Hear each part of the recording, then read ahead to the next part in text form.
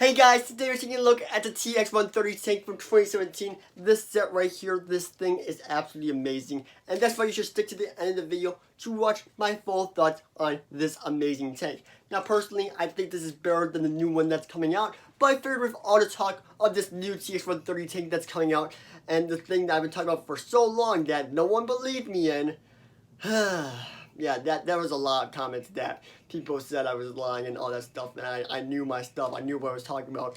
But I was like, oh, it's not happening. I don't believe you. But look at that. Here we are 6 months later, and it's happening. So, you know, it is what it is. But this tank is amazing. So let's get into this review starting now.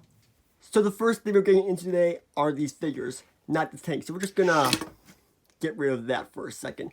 But looking at these figures, these are some pretty good figures back in the day. We got 2 battle droids and a clone and a Jedi. Now, of course, this isn't good for army building, but a lot of people didn't really like this set back then anyways, back in 2017, even though I love it. So they didn't really care too much about the fact that there was an Ayla Secura in here. Plus, it's Ayla Secura. Like, this is amazing Ayla Secura figure, and the best Ayla Secura we've ever gotten from LEGO today. So, I mean, without this set, we wouldn't have Ayla Secura. So I'm okay with them not including another clone in this set. Now, let's get into the individual figures.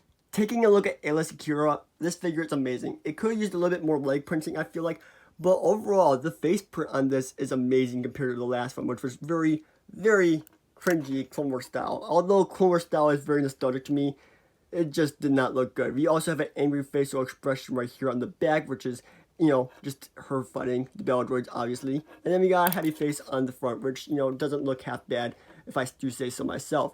But overall, I give this figure around like a 6 out of 10. I mean, it's not the best figure we've ever gotten. It's not like there's arm printing or anything like that. But I mean, this is still an amazing figure that LEGO has made.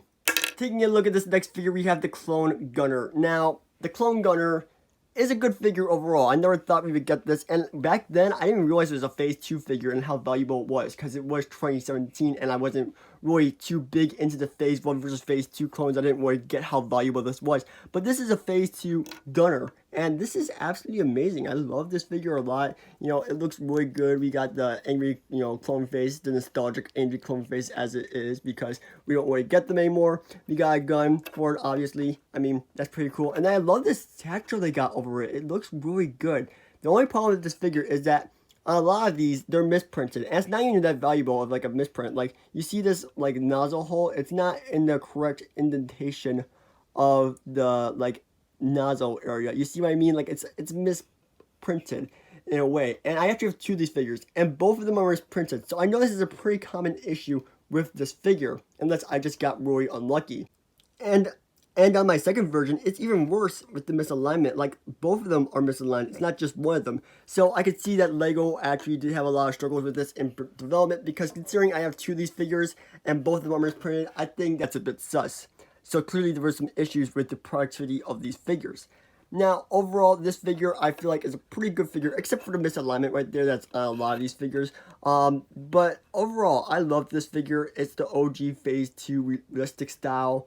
That's probably my favorite style of Clone Trooper, besides maybe the animated 2013 Fall First style, which I love a lot too, because look at this thing. I mean, this is just beautiful. I love this figure, and I wish this figure was in the Fall First Battle Pack instead of the new Fall First clones. But I am just one of those people who really like the OG style from 2013 and 2014, all those good years. So that is all for this figure. Let's move on to the 2 battle droids. Clankers will always be clankers. You know, they're battle droids. What do you expect? I mean, it's 2 battle droids. You know my thoughts on them. They're pretty good design, but will they ever update them? Probably not.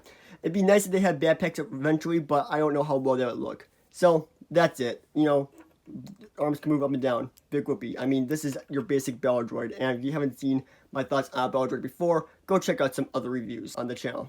Taking a look at the Republic Fire Tank alone, this thing is amazing.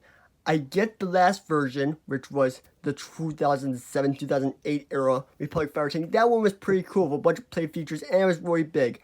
And the new one just doesn't look that good. It really doesn't. It looks really funky. It's not a terrible set, but it just looks really funky. It's like they combined this version and the old version together to make one terrible TX-130 tank. Now, this one really looks like the one from the Battlefront game in 2017. I remember when I got that game. This was not introduced in the game yet. I think this was introduced around sometime around Capital Supremacy. I'm not 100% sure. but this thing was amazing in the game. I loved this so much. I got so many amazing kill streaks with this vehicle, and I loved it. It was truly amazing. This set, though, however, is my favorite of the 3 versions of the TX-130 tank, so my opinion may be a bit biased. So let's get into the build of this tank. Alright, so this tank, I do like a few things about it, such as the angles and everything. Since there isn't a lot of play features, the only play features on this set is actually just these stud shooters, which you guys all know how they work. A little storage compartment for the stud shooters. Another gun, of course, that can go up around 360 degrees, you know. Well, not 360 because that would be around the whole thing, but it's more like a 180. I don't know what I'm thinking. This is why I'm failing math currently, guys. 100%. Just kidding, guys. I'm not failing math. But this thing is absolutely amazing with the angles. Like, look at these sharp angles right here. If this angle was on the new TX-130, I think it would have been way better, but I guess they were trying to keep that piece count down, etc., etc. I don't know, but this set was absolutely amazing, and that's why I have 2 of this set. Of course, my older model being very yellow due to living in a skyscraper and not knowing the effects of sun damaging before it was too late.